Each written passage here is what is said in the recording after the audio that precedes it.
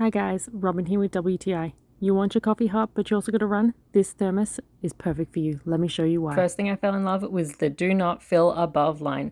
I have had so many travel mugs that I filled up and overflowed because I didn't know where the cutoff was. This has that problem solved and I absolutely love it. One other thing I love about it is just the fact that it fits in my cup holder. It is so hard to find a nice size travel mug that also fits in my cup holder, so I was super excited about this one. And as you can see, I also have the option to personalize it as well. So Thermos is winning on all fronts here. Aside from being a perfect size for the cup holder, it's also a perfect size for me. I love the feel of it in my hand. I can hold it firmly and know it won't be slipping or sliding or going anywhere while I drive. Another massive bonus is it fits under my Keurig.